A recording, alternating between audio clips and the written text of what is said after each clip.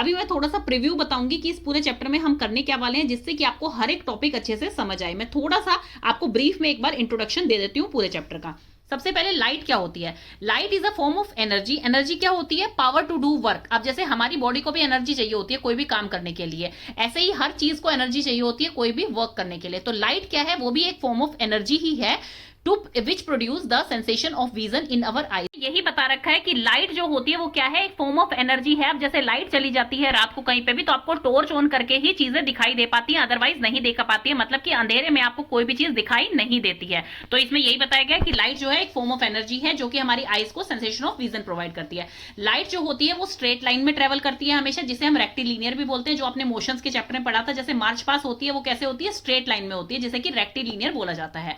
Then उसके बाद है कि मिरर क्या होता है? अब एक टर्म होती है रिफ्लेक्शन, एक होती है रिफ्रैक्शन। रिफ्लेक्शन जो होती है स्टूडेंट वो क्या होती है कि किसी भी चीज पर, अब जैसे एक प्लेन सरफेस है उस चीज पर वो रिफ्लेक्ट करके और वापस आ रही है, मतलब कि वही रेज दोबारा से वापस आ रही है, उन्हें कहा जाता है रिफ्लेक्शन। और रिफ्रैक्शन क्या होती है? रिफ्रैक्शन होती है जो कि किसी के थ्रू पास कर जाए और उस रेज को कहा जाता है रिफ्रैक्शन।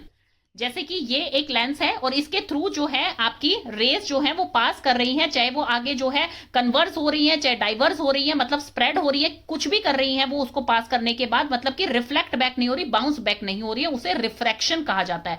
और रिफ्लेक्शन होता है जो कि बाउंस बैक करती है उसी पर्टिकुलर इमेज को।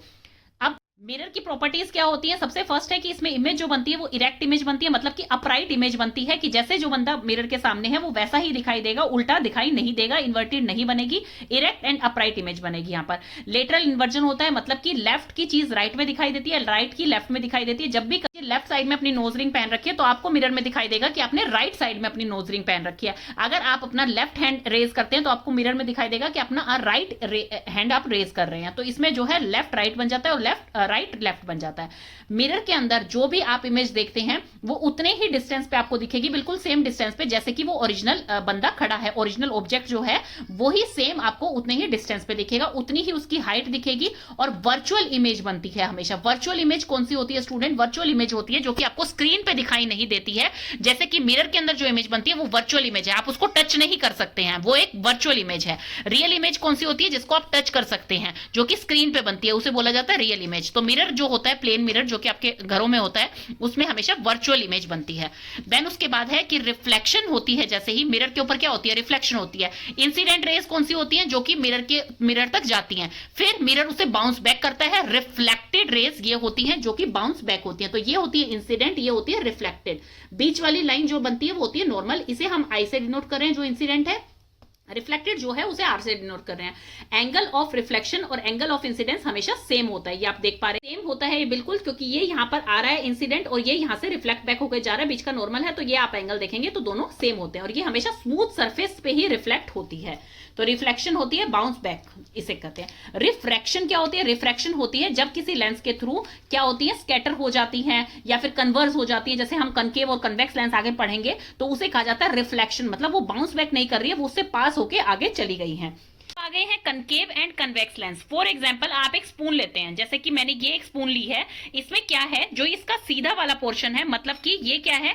ये आउटवर्ड्स है, मतलब ये बाहर की तरफ निकला हुआ है, और ये इनवर्ड्स है। आप यहां से देखेंगे इसे तो ये क्या है? ये इनवर्ड है और ये आउटवर्ड है। इनवर्ड है जब भी तो आप इसके अंदर सब्जी लेके और खा पाते हैं, कोई भी चीज लेते हैं, सर्विंग कर सकते हैं। इस तरफ से तो आप सर्विंग नहीं कर सकते ना, क्योंकि ये आउटवर्ड है, बाहर की तरफ निकला हुआ है। तो इनवर्ड जो होती है वो होती है आपकी कनकेव लेंस, और जो आउटवर्ड होती है वो होती है आपकी कन्वेक्स लेंस। अब ये क्या होता है स्टूडेंट? जो यहाँ पर ये शो कर रखा है हेयर लाइक स्ट्रक्चर, ये होता है मर्क्यूरी। ये यहाँ पर मर्क्यूरी शो कर रखा है, मर्क्यूरी की कोटिंग यहाँ पर शो कर रखी है इससे। अब ये देखिए आप इसमें इमेज कैसे बनती है। तो ये सबसे पहले कौन सा साइड है? इनवर्ड। जैसे कि आपकी स्पून सीधी है जिसमें कि आप सब्जी लेके खा सकते हैं, तो ये कौन सा साइड है आपका? ये है आपका कनकेव, कनकेव जो कि इनवर्ड है। अब इसमें आप किसी भी चीज की इमेज देखिए, जैसे कि मैंने एक डोल ली है, तो ये डोल मैंने ली है, आप इसके अंदर देख पा रहे हैं कि इसका हेड नीचे की तरफ दिखाई दे रहा है और इसकी जो येलो फ्रॉक है वो ऊपर की तरफ दिखाई दे रही है, जैसे कि आपको दिख रही होगी। जबकि ये डोल मैंने सीधी पकड़ रखी है लेकिन इसके अंदर ऑपोजिट दिखाई दे रही है। अब हम करके देखेंगे इसे कन्वेक्स की साइड से, मतलब आउटवर्ड साइड से। अब हमने जब इसे कन्वेक्स की साइड से करके देखा है तो ये डॉल बिल्कुल सीधी दिखाई दे रही है, तो दैट मीन्स कि कन्वेक्स जो है वो इमेज कैसी बना रहा है, वो इमेज बना रहा है इरेक्ट, मतलब अपराइट इमेज बना रहा है, सीधी इमेज बना रहा है। और जो कनकेव है वो कैसी इमेज बना रहा है, वो बना रहा है उसकी इमेज इन्वर्टेड, मतलब कि ऑपोजिट, उल्टी इमेज बना रहा है वो।